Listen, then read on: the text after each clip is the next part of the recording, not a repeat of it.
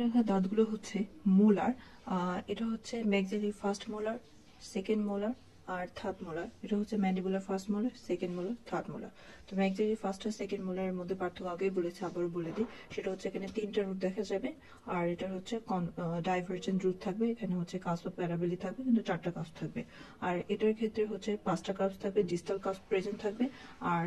আর এখানে দুইটা রুট থাকবে। আর রুটগুলো মনে হবে যে দুইটা রুটের এটা ফিউশনের মাধ্যমে একটা রুট তৈরি হয়েছে। এখানে দুইটা রুট ফিউশনের মাধ্যমে এক একটা রুট তৈরি হয়েছে। আর তারপরে সেকেন্ড মোলারের ক্ষেত্রে যদি দেখি, first molar maxillary first molar হচ্ছে কিছুটা রম্বয়েডাল, কিন্তু রম্বয়েড না, রম্বয়েড এটা পুরোটাই হচ্ছে রম্বয়েডের মতো।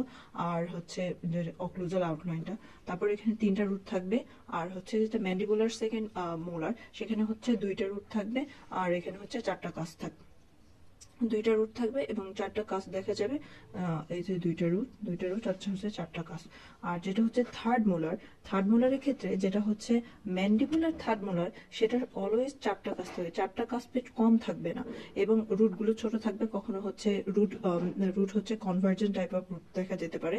আর তারপর হচ্ছে কিন্তু যদি কম কাজ থাকে তাহলে সেটা হচ্ছে ম্যাক্সিলারি থার্ড মোলার, তাহলে সেটা ম্যাক্সিলারি ফর্ম। এটা যেমন তিনটা রুট আছে এবং তিনটা কাস্প আছে, কিন্তু এখানে হচ্ছে চারটা রুটি আমরা দেখতে পাই।